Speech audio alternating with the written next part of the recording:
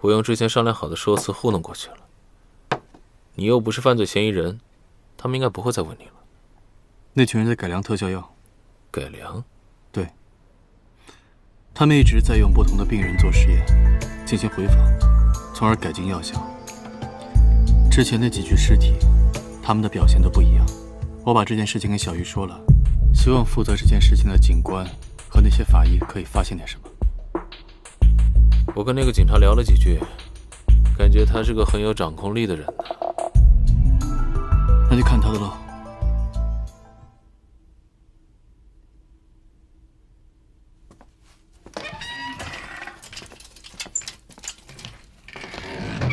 啊，你画好了没有啊？人家家属都催了。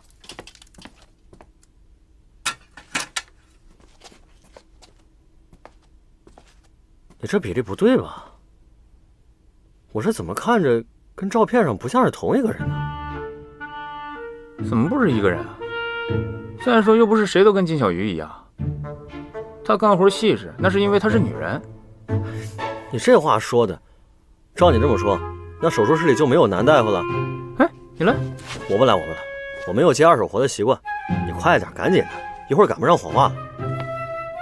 我现在就期盼着赶紧下班，别加班。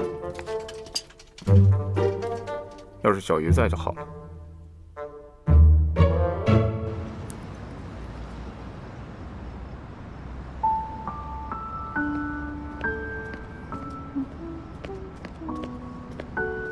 哎，你也开始喜欢小乌龟了？肥肥了，给你炖汤喝。我怕是等不到他们可以炖汤喝的那一天了。哎，我特别想问你，你种那么多花是为了干嘛的？因为想当个花季少年。你又给威廉姆交学费了？其实啊，是为了寻找那个陨石的山寨。当年呢，我在办昏迷的时候发现了许多美丽的花，可是后来呢，就再也没有见过。我找遍了世界各地，找过很多花田，都没有找到。于是啊，我就买了各种各样的花种，种了80年，但一个都没发现。种了80年？每一个种子都开了花，结了果，可是没有一个是一样的。你之前不是说那个陨石有辐射吗？会不会是那个花接触了陨石之后就变异了？也有这个可能性，但是连类似的样子都没有。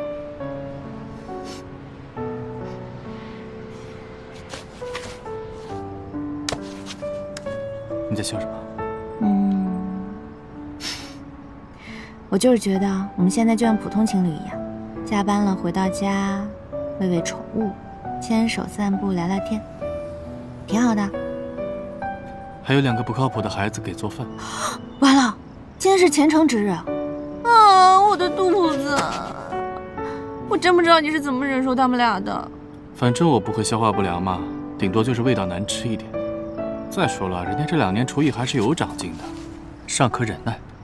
真可怜，活得久了之后，这种苦到手。所以你得对我好点啊。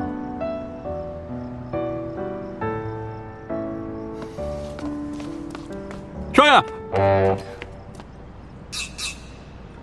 前程做了黑暗料理，我什么都没看见。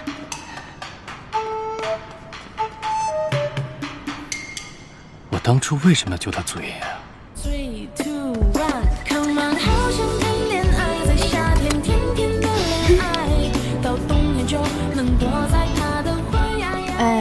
你好。你好，你就是金小鱼吧？啊，是的。我是给你打电话的文宇，你是器官捐赠志愿者？没错。电话里听您说你是器官捐赠人家属，有什么问题想要咨询？请坐。谢谢。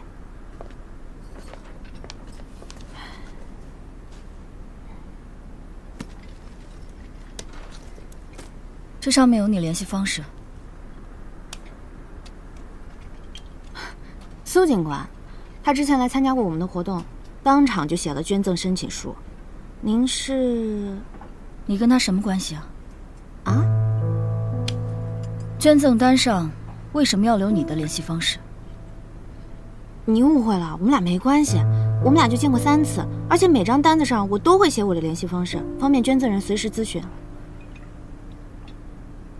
不过，请问一下，这单子为什么会在你这儿？他出什么事儿了吗？他是我老公。哦，我们结婚还不到1年，他前2天出事了。什么？苏警官出事了？是已经到了要器官捐赠的地步了吗？他出了车祸，进了医院。我找到他的存折，准备取医药费的时候，发现他每个月往外面偷偷打一笔钱出去，还发现他还有一个手机，他外面一直有人。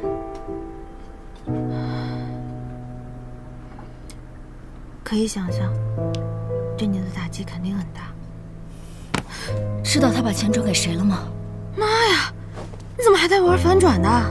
我不知道啊，你要想知道，你去查那个账户名字就行啊。账户我查过，是个女的。我委托我老公的同事去问，他们所有人都在遮掩。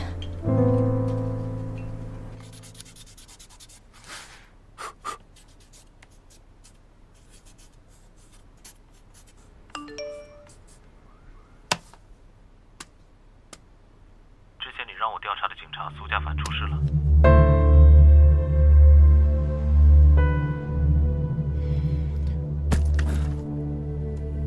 少爷拦住小短命鬼的腰，他越靠越近。不是，少爷，你带我去哪儿？你是不是要报复我？所以，你觉得我是小三？你去查账户名字肯定不是我呀。账户可以做文章，别人替你收款都是有可能的。这是你儿子？你刚才说你们结婚还不到1年，确切的说18个月零12天。8个月，这也不长啊。但是我们相恋了8年啊，是你对不对？真的不是。你是不是对我女朋友有什么误会啊？又来这招。好，杨雪仙。哎，你别走，你还没回答我。那我问你，为什么认定是我？他昏迷前最后一通电话是打给你的。什么？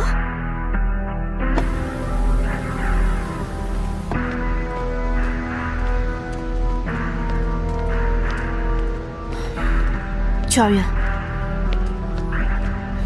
负责案子的苏警官出事了，情况有点严重，已经到了要捐赠的地步。刚打电话问了未来，人就在2院。这个人是干什么的？跟少爷一直查的案子有关吗？这就是我不想让人参与的原因。我先去看看情况吧。那我跟你们一块去吧。不行，那边有警察，你还是少出现。苏警官现在什么情况？还在抢救，已经进入配对流程了。配对成功了，但是他家人不让签字，听说是执行任务的时候出了车祸。我知道，他老婆刚找过我。这位苏警官在昏迷前给我打了个电话，他老婆循着线索找来，还以为我是小三呢。怎么会这样呢？他打电话的时候我在体检，然后我拨过去就没有人接了。没想到，不过这苏警官也真是的，这种危急情况打电话给我干嘛？我要是他老婆，我也得气死了。我知道他为什么给你打电话。你知道？为什么？他刚刚短暂的醒了一下，他说要找一个叫金小鱼的志愿者，说如果他死了，让你把他的眼角膜捐给小裴。小裴？大爸爸，这个小姐姐好看吗？原来如此，应该就是那个盲眼的孩子，是他儿子。那你把这事儿告诉他老婆，不就皆大欢喜了？欢喜不了，这儿子不是他老婆生的。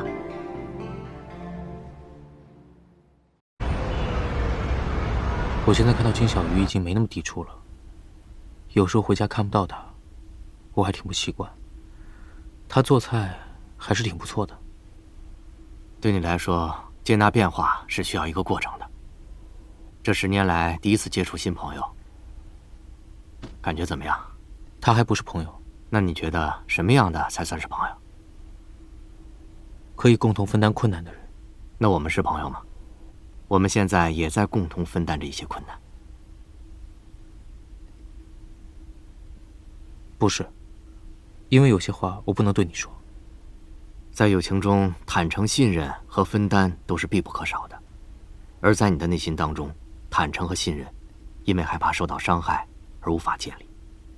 可以理解，我们慢慢来，不急。樊主任，这句不急，我已经听了10年了。有些人的伤痛，在一生当中都无法治愈。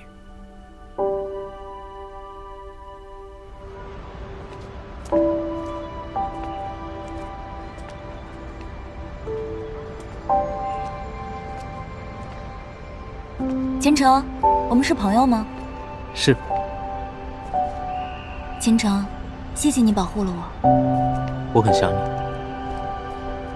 可是，我可能再也不会回来了。或许我想念的不是你，而是从前。那时的我还很健康，我们都很好。对不起，是我给你带来了麻烦。对不起，我没能保护你的周全。我们都会好起来的，对吗？也许吧。秦城，我希望你会好起来。你应该拥有自己的新生活和新的朋友。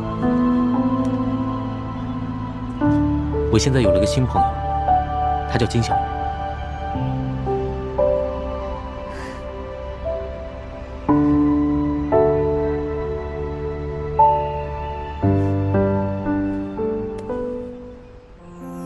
一瞬间，场景仿佛是很久以前。你的衣衫，风吹起，定格成画面，似曾相识，忍不住你。钱总，这么巧啊！你好，我的实验室就在隔壁的中央医大。您这是感冒？最近流感是挺严重的，您平时出门还是戴上点口罩吧。我看一下，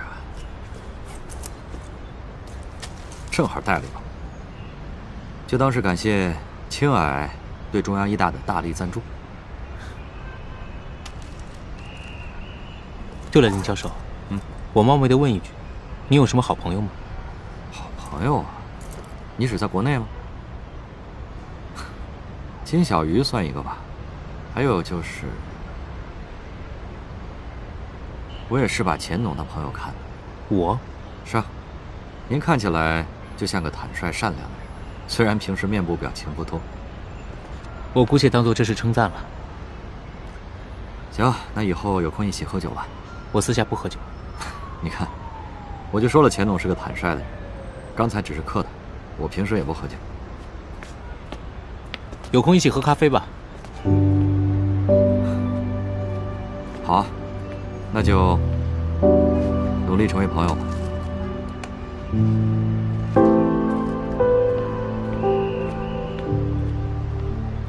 朋友？今天好像金小鱼值日。你是来见苏家凡吗？我是来看苏警官，但我真的不是小三。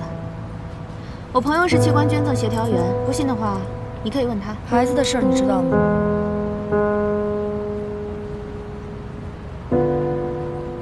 你这样的我见多了。哎，我突然感觉对你有种莫名的熟悉感。敢问阁下从事的工作是？中学教导主任。教导主任？那请问教导主任在外面如果有了孩子的话会怎么样？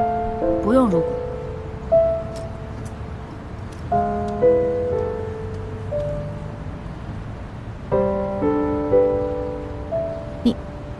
你都知道了？你以为我凭着一通电话就起了疑心？我早就发现他不对劲。暑假我去夏令营带了一阵学生，回到家里我发现许多漏洞，客厅里多了许多奇怪的卫生纸。奇怪的卫生纸？上面写着儿童专用纸巾。厨房里也多了一套儿童专用的餐具，上面有小孩磨牙的痕迹。头发掉地上也就算了，粘毛滚上也有，看来是常客。小姑娘，结了婚的女人是开了天眼的，你之前知道这么多，你都不说吗？我以为你是第三者，我本来想炸一炸。合着你那个泼妇样是装的是吧？如果确认了你就是小三，我可是当场就能揍你的。哎呦，我好怕呀！不知道我女朋友哪里得罪你了？现在狐狸精的质量都下降到这种地步了，就你还海王？小仙童，你怎么来了？这用不着你，往边站着就行了。真的不用吗？今天可是你负责指认。杀鸡焉用牛刀？快快！我是不怕打架，真打起架来我也不怕。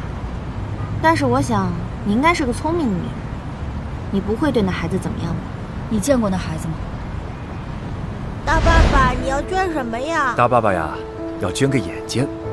如果有一天大爸爸出事了，大爸爸的眼睛就给你，这样你就能看见这个世界了。这就是为什么你先生在危机时刻打给我的原因。他算盘打挺好，人已经这样了，就算他做了什么对不起你的事情，他已经受到惩罚了。可是孩子是无辜的，你能不能？文主任，我刚才是不是不应该说那句话？哪句？孩子是无辜的。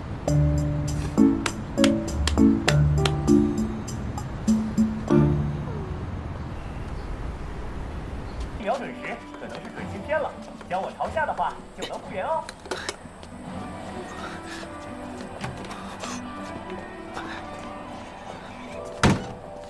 哦，看见门了。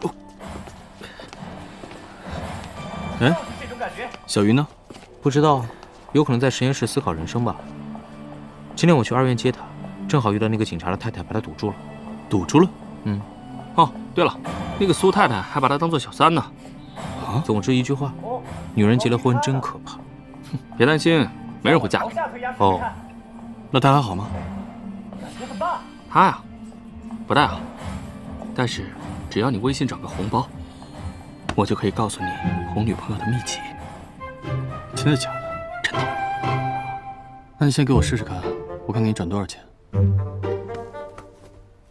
我这招可是百试不爽，懂我意思吗？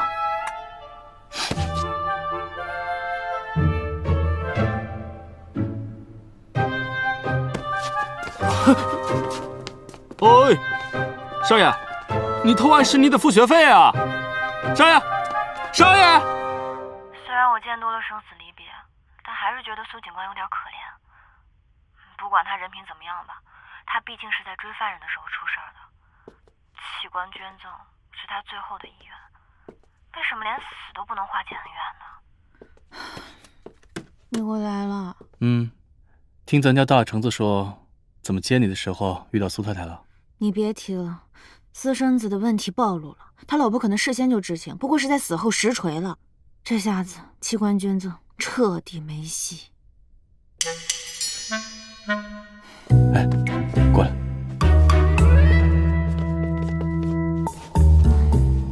哎，你可不可以把苏家凡的医疗报告给我？这是患者的隐私信息。不是，你不是他的主治医生嘛，对吧？你就当做无意间听到了这个消息，然后跟一个没有利害关系的人聊到这儿了。我拒绝。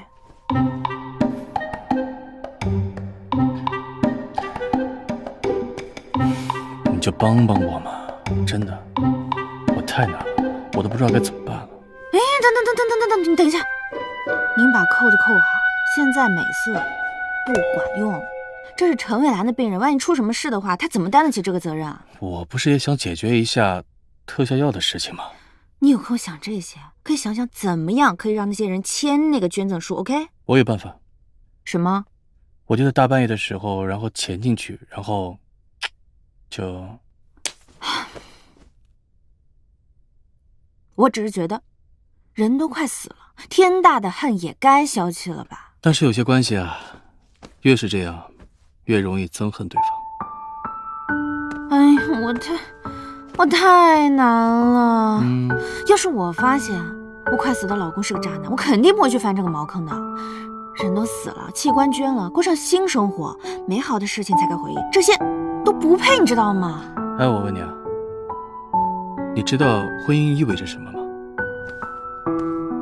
生孩子。还有呢？如何生孩子？我今天啊就给你上一课吧。我告诉你啊，夫妻关系是这个世界上最微妙的关系。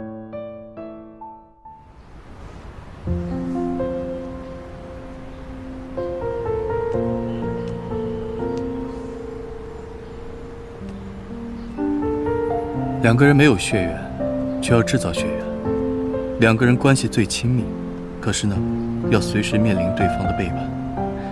在婚姻中呢，时间可以忽略不计，因为10年、20年可能不及一瞬，但一瞬间，往往又会触及一生。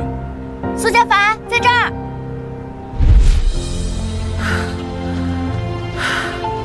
你怎么出来的？当然是走出来的。那这个西瓜拿回去给大家吃。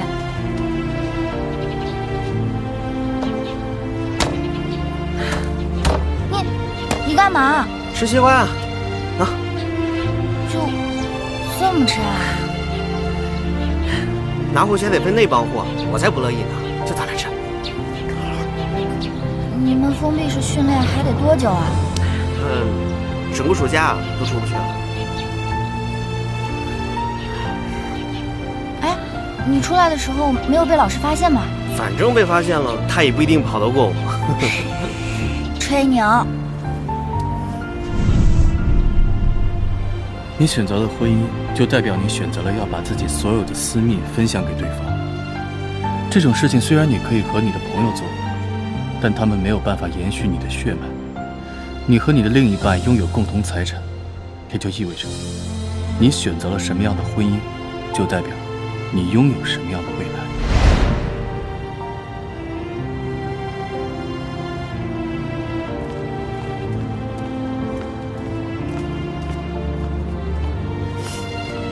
你这也太俗了吧！俗不可耐的男人。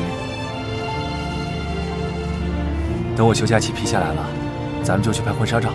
得了吧，等婚假批下来，咱们去度蜜月吧。婚礼都不想办，太累。那可不行，结婚是一个男人这辈子最幸福的事。我要帅帅的娶你，让全天下的男人都羡慕我。苏家凡，你要死啊！苏家凡，你去死吧！所以在这种时候，如果面临到了背叛，除了憎恶对方，更多的其实是憎恶自己，因为这就是对自己全面的否定和践踏。好，那我们现在先不说苏警官，在这段爱情中他是不是渣男，可是他在抢救的时候突然醒过来，还跟陈蔚兰说一定要把眼角膜捐给他儿子，代表这个事情对他很重要。我只是替那些病人着急而已，因为我太理解等死的绝望了。他可能当时和你一样，就是一心想着救人。对，我也不能强人所难，我也不能道德绑架。你知道就好。那怎么样？要不要和我配合一下？什么？我帮你搞定家属签字，你帮我搞到苏警官的医疗报告。我真的很想知道车祸那天到底发生了什么，所以医疗报告上面会有具体细节。不行，不行。你如果没有我的话，你是搞不定家属签字。那也不行。你不信是吧？不信就试试。大朵，赌就赌。文心，文老师，头发扎起来。没带。下次注意自己的仪容仪表啊。好。老师再见。文老师，怎么着？第三者都找我单位来了。我要是小三的话，肯定分家产吧。我现在着急上课，你有事儿吗？还是那个器官捐的。再见。哎，文主任，文主任。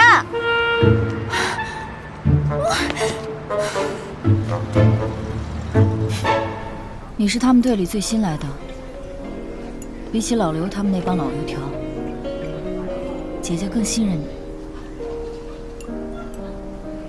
你跟姐说实话，你见过那女的吗？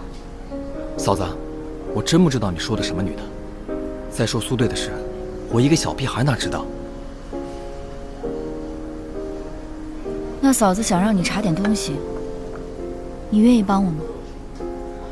嫂子，我不可能干违反法律的事儿。您让我查公民信息，我不能干。我都没说呢，你怎么知道什么事儿？之前您让刘队、老周他们查，他们不查，不是因为他们想包庇谁，而是这是违反规定。对不起，嫂子，我无能为力。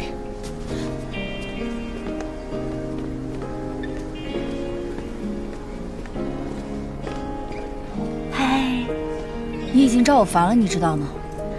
但我还想再努力。宁先生的器官起码能救4个人。接受移植的人知道他拿了一个渣男的器官吗？捐赠人跟被捐赠人之间信息是保密的。但我是不会让他得逞的。至于他的那个私生子，最好一辈子看不见。器官是需要配对的，就算是亲生父子，那也有不成的时候。你要是再废话，我可就说难听的了。哎，小姐姐，你听我说，完了再走啊！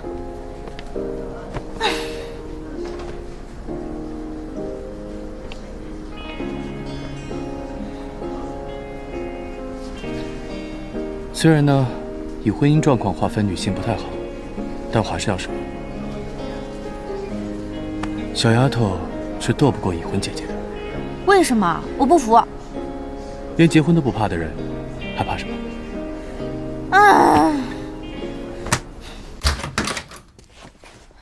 张主任，患者怎么样了？暂时脱离危险了，但是情况还不容乐观。你们去找家属吧。谢谢张主任。苏警官又抢救了。感觉人生都灰暗了。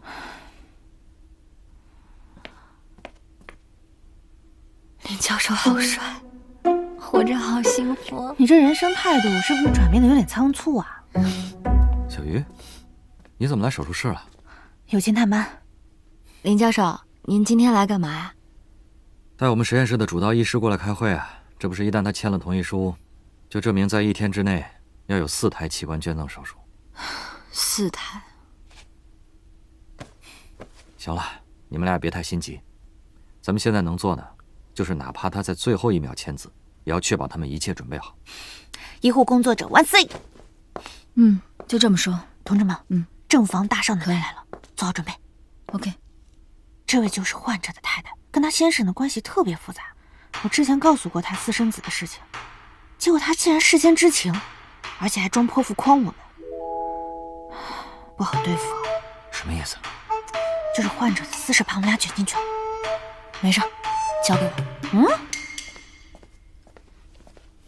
傻白甜和狐狸精，这是什么组合啊？打起架来您吃亏的组合。哟，我要是不签字，你还能揍我？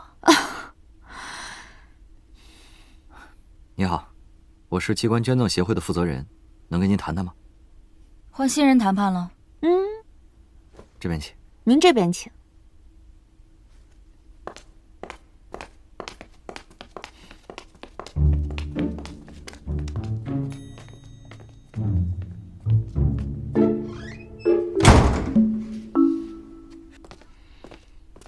你们怎么来了？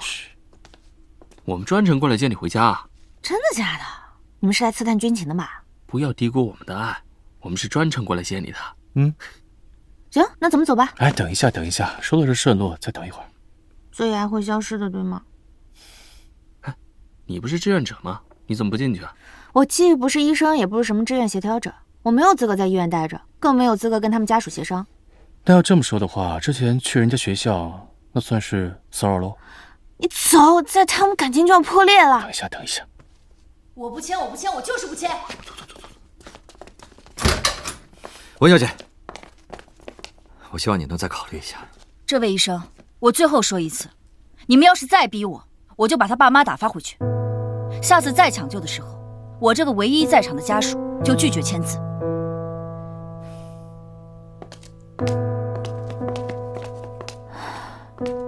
林教授，你也别灰心，这世界上最艰难的事情，就让女人说“我愿意”3个字。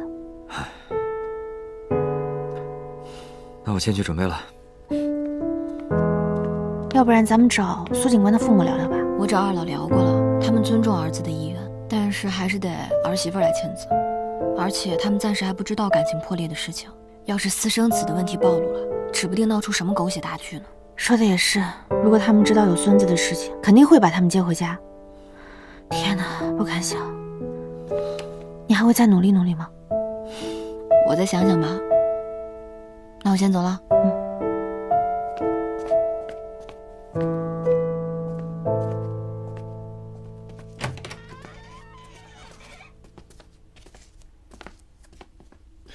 我现在带回去，你看看情况。Yes, sir。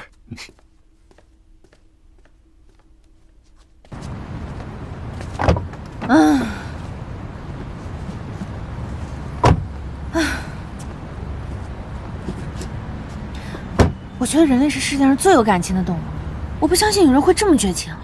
有些人就是喜欢把情绪放在心里，看来你们已经走到死胡同了。唉，你是不知道，结了婚还发现外面有女人有多么的可怕。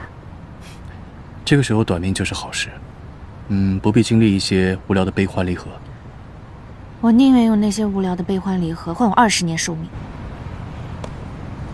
怎么样？你要和我交易吗？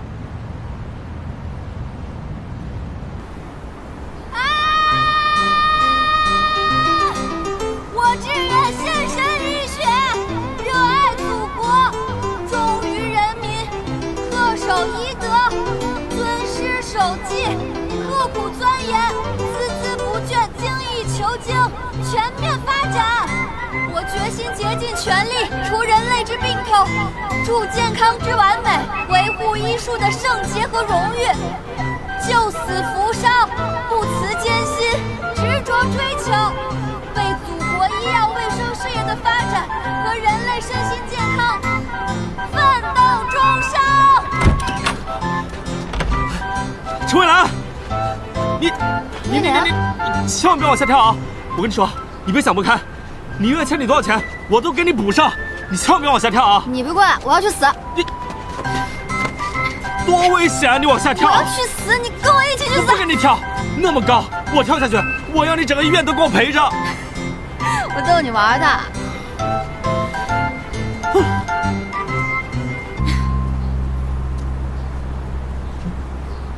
别说，这风景还真不错。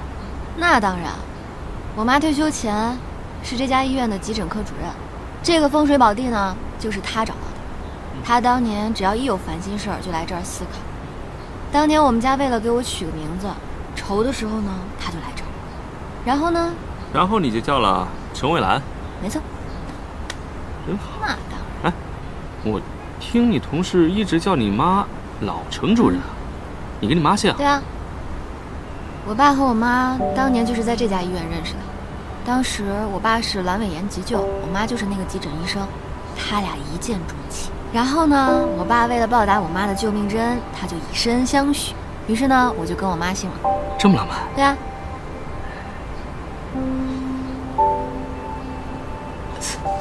你怎么了？我肚子有点痛。我给你推下去，你信不信？挺聪明啊。师傅，您找我什么吩咐啊？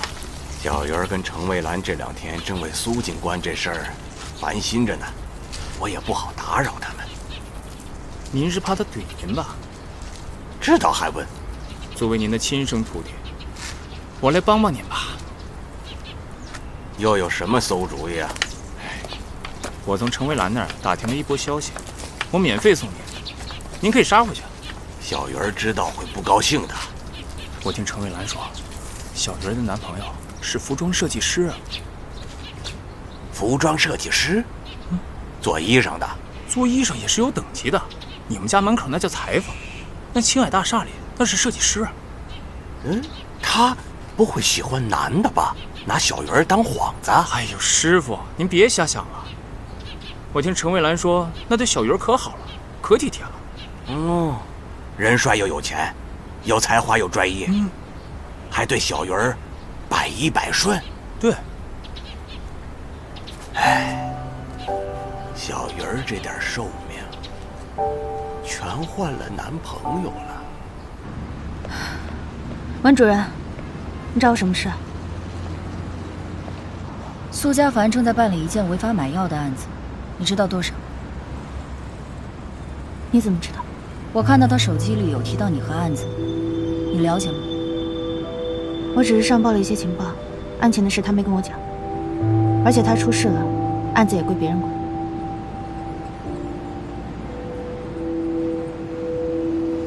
文主任，器官捐赠的事不行，我是不会同意捐赠的，他也不能捐。你死了这条心。文主任，你刚才说他不能捐，这才是你不签字的真正原因吧？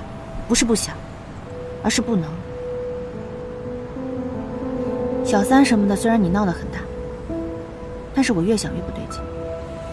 你是刑警的妻子，查一个小三应该不难吧？你去求助司警官的属下，我听到你们谈话，他明明是个新人，你为什么不去找那些年龄更大、资历更老的人？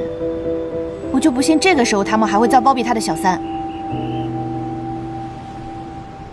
你给我一种感觉，你在虚张声势，你在隐瞒什么？苏警官虽然我们没什么交集，但是我的直觉告诉我，他是一个正派的好人，他根本不会做出什么出轨的事，我也不相信他人品上有什么大的缺陷。我比你更不愿意相信。我们是高中同学，相恋了8年，平日里朝夕相处的人，突然间变成另外一个人。你知道这是什么感觉吗？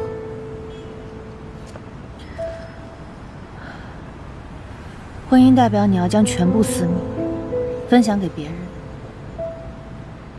当然你们也可以选择不做朋友，可是朋友却延续不了血脉，而夫妻则是可以拥有共同的后代。你在选择自己的未来，你要自信啊！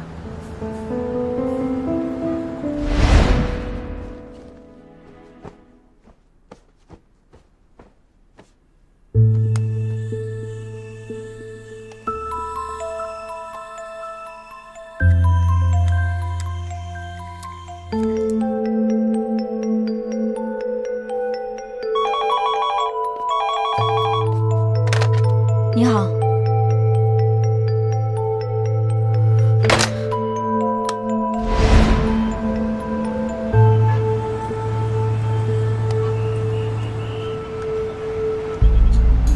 见过这种药吗？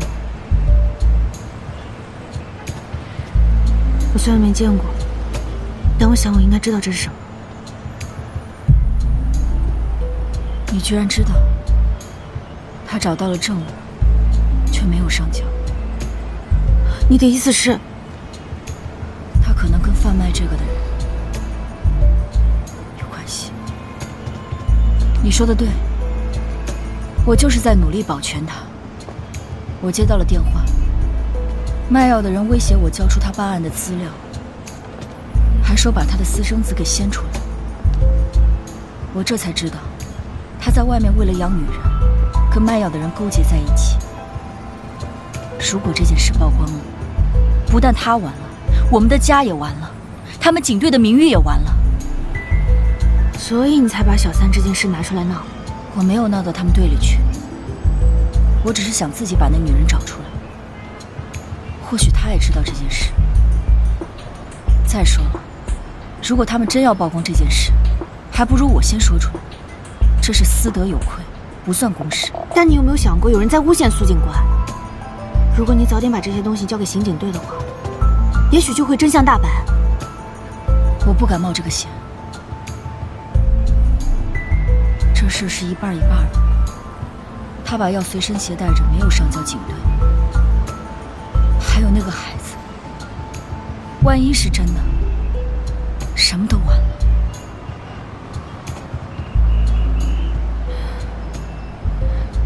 那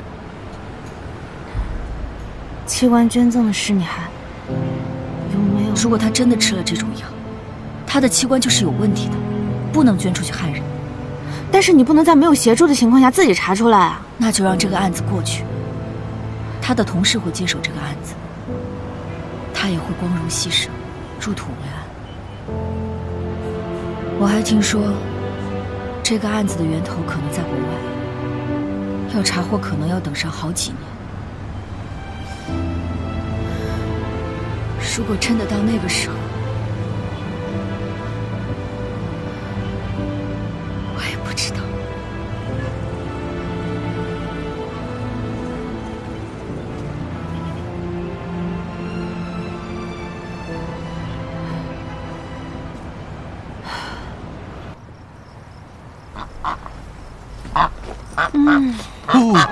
哎，拿走。干嘛？害怕？不想跟他一般见识。来吧，苏警官的资料。认输了？那就是爱情的力量。那是器官的力量。我跟你讲，文宇不完全是因为小三的事情才不签捐赠书的。那个卖药的卖家联系过他，说苏警官跟他们有合作，而且他还在苏警官的口袋里发现了那个特效药。第一，他是怕警队名誉受损；第二，他是担心苏警官真的做出了错事，所以小三的事情只是一个烟雾弹，他只是为了找出真正的卖药人是谁。我觉得查案这种事啊，就不应该给你们女孩，就应该交给我们男人。我可不想听老爷爷说这些男女平权的话，反正话我是带到了，资料我也带到了。辛苦了。哎，我看你的脸今天跟被霜打了的茄子似的，发生什么了？跟爷爷说说。没有，就是有点不开心。不开心啊？既然不开心，那不如我们不是什么？看电影啊？你以为？你以为什么？没以为什么。哎，刚才他看了我一眼。他没有。他看了我，他真的看了。真的呀？他用余光看的。哎呀，这帮人简直都疯了，连警察都敢害。这个苏警官一直在负责公交车的案子，小鱼跟他挺熟的，说他正直又善良。你看惯了那么多生死，难得有这样的表情。为了别人的生死搭上了自己。他如果不做警察的话，别人的生死跟他又有什么关系呢？哎，等一下，私生子。12月7日在中央大学举办活动，苏家凡带疑似私生子男童参加活动。这警察有私生子？疑似吧。如果找到这个男孩，或许会有帮助的。在大学举办活动，大学里和校园的路段都有监控，我去查查。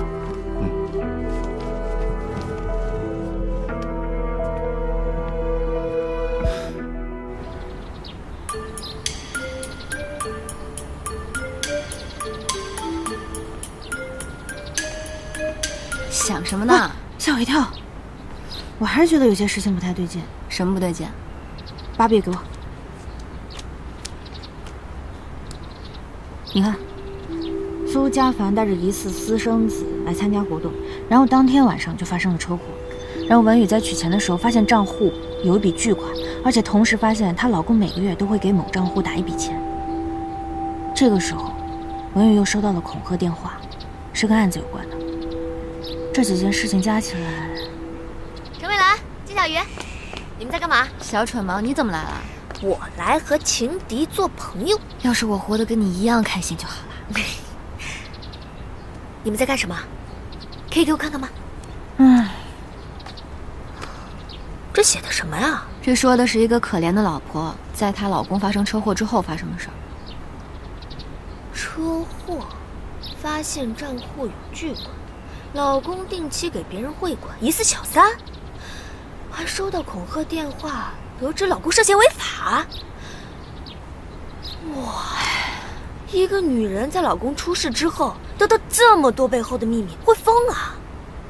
是啊，会疯。据我所知啊，一些警察，例如缉毒警察，他们对于自己个人信息的保密是很严格的，因为害怕有犯罪分子报复。我知道了。假设苏家凡真的是渎职的话，那为什么这笔巨款会在死后打入他的账户？抚恤同伙？哎呀，你以为谁都像你那么仗义？假设真这么仗义的话，那为什么他们要给文宇打威胁电话，让他交出案情资料？他老婆为什么会有案件资料？他老婆也是警察吗？你看，傻子都知道这事儿不对。不是，你这是夸我呢还是骂我？重点是文宇他为什么会有这个案情资料？我觉得这个电话就像是在告诉文宇，你老公有小三一样。谁家犯罪分子这么无聊，还特地告诉他老婆还有小三儿，而且还打一笔巨款？用你的话来说，这犯罪分子家里有余粮吗？说出去都没人信。你一个外人看，你觉得这是什么样呢？我觉得这老婆就是在说谎呀。警察就是勾结了罪犯，他老婆怕被查出来，所以胡说八道。他说有人打电话恐吓他，谁听到了？没错，整件事情从头到尾只有账户的余额是清清楚楚存在的，文宇的话根本就没有依据。在外人看来，就是苏家凡有问题。他们想栽赃苏家凡。有一个重要的信息，就是案情资料。如果说苏家凡被怀疑的话，那他的办案公正力也会下降，所以他的案子也会交给别人办。这样的话，办案进度就会变得缓慢。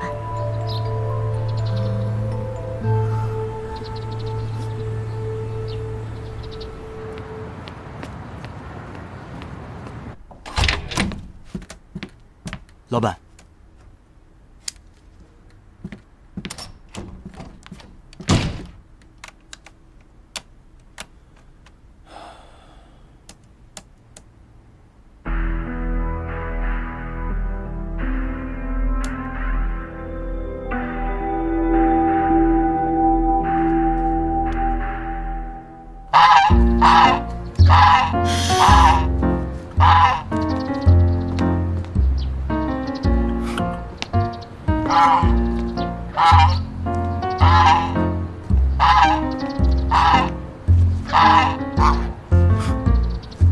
怎么了？看饿了？我告诉你啊，你不要对我的宠物有任何的想法。得了吧你，要不这样，你换个宠物，我送你一只羊驼。大可不必，你还是自己留着吧。资料，事情呢比我们想的要简单一点，但是也有可能更复杂。资料，事情呢比我们想象的要简单一点，但是也有可能更复杂。就是很简单，他们啊就是想扰乱办案，可是又不敢跟警方正面刚，所以只能找到了文主任了。女人的疑神疑鬼啊，在这个时候起到了很大的作用。哦，那要是刚刚你说的这番话被金小鱼听到了，又该说你歧视女性。那怎么？女人在谈恋爱的时候智商是下限的，但这也充分说明了，这个文主任非常的爱苏警官，对吧？谢谢了。别看了，别看了，你不是喜欢那个羊驼吗？等你谈了恋爱之后，我送你10000只小草泥，行吗？不要。慢点儿。玩吧，儿子。小裤子怎么动啊？哎，我师傅说了，生孩子就不能相亲了，要不然咱们从这儿抓一个。那我给你挑一个好抓的吧。跟他妈妈说说苏家凡的事情吧，他还什么都不知道。那不会触发什么狗血剧情吧？有我呢，走。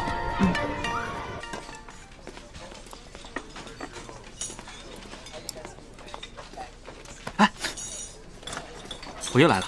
你怎么来了呀？你们这儿多有意思啊！我来看看你，顺便呢把一些素材写进我的网络小说里。你有这时间，不如陪陪你们家小蠢萌，我觉得他挺可爱。我陪他干嘛呀？我跟他是兄弟，是哥们儿。你能不能不要乱牵红线？你这个菜是不是挺好吃的？你是吃多了山珍海味，才不觉得我这好吃。你要天天吃这个，你也觉得烦。我跟你一起吃，我就不烦。我烦。不准烦。都给你了。啊！情况怎么样了，妈？你一定要保重好身体。咱们家不能再少一个人了。这可怎么办才好啊？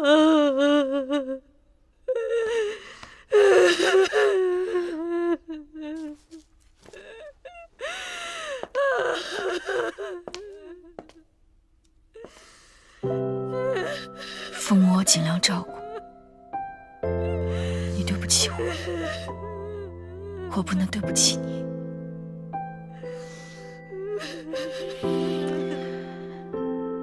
你安心去吧。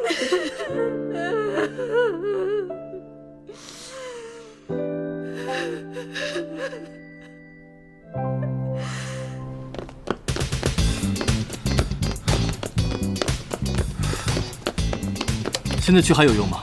就算他答应了，时间也来不及了。我给你强行科普一下，肾脏耐受冷缺血上限是24个小时，肝脏是12个小时，肺脏是8到12个小时，心脏是6到8个小时。我们现在是一场时间跟生命的赛跑，所以输人不能输阵。我先走了啊。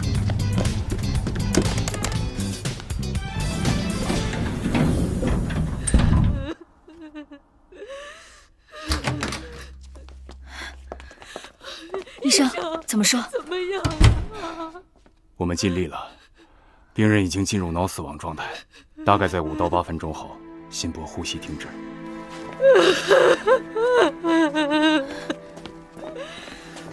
苏太太，您再我不签字，想都别想。苏太太，您班主任，我找到真相了，他没有外遇，那孩子不是他的，他是你丈夫。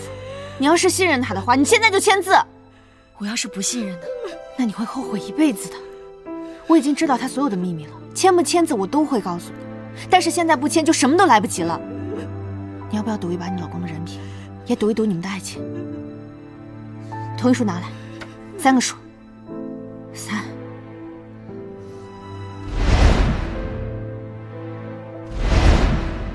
2、1。你要是敢骗我，我就告你们医院。赶紧流程。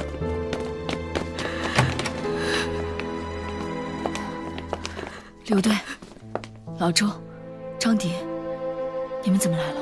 这是那孩子，这是孩子的妈妈。你们好好聊聊吧。弟妹，你看这事闹的。苏家凡出事，我们都不知道，给你添麻烦了。大爸爸怎么了？这孩子，他爸是缉毒大队的，跟我们是警校校友，是苏队一个训练组的学长。4年前执行任务的时候牺牲了，所以我们这帮老朋友跟同事就一直轮流帮着照顾他。今年大姐再婚了，苏队就不放心这孩子，经常一个人带着他出去玩，照顾他。我先生在下面停车呢，他一会儿就上来。我听金小姐说，苏家凡上次没跟你沟通好，害你们夫妻闹了误会。上次他送孩子回来的时候还说要带你回家，跟我们一起吃个饭呢。没想到会出这样的事情，我也不知道说什么好了。弟妹，你也没跟我说，要不是小裴妈妈告诉我们，我们都还蒙在鼓里呢。还有你，张迪。周队，我实在是不敢跟你说。那个药呢？那个药怎么回事？啊？宝贝，你告诉阿姨，那个药是怎么回事啊？哦，宝宝找妈妈喽！哎呦姐，哎呦，回来啦！辛苦了啊，阿苏。客气什么呀，姐？还抱着干嘛？来，这2天我叫上媳妇，咱们一块吃饭啊！哎呦，大宝宝，你兜里装着什么呀？啊？这是什么呀？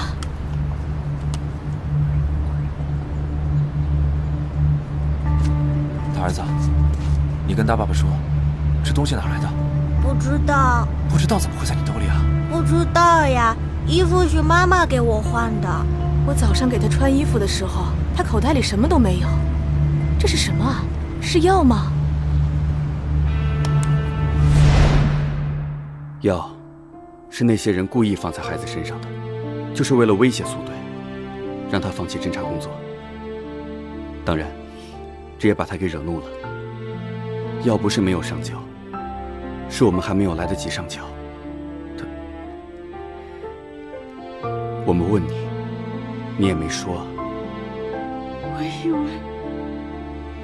我以为，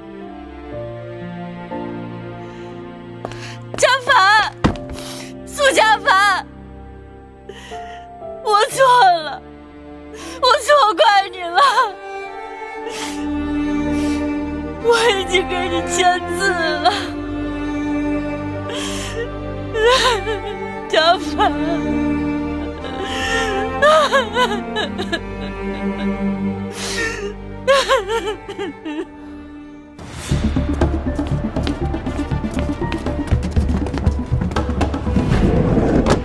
肝脏移植中心、心脏移植中心、肾脏移植中心团队到位，器官获取小组和捐献小组到达手术室。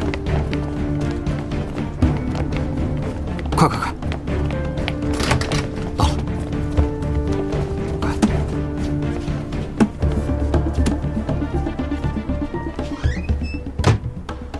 心脏、肝脏、肾脏都到了。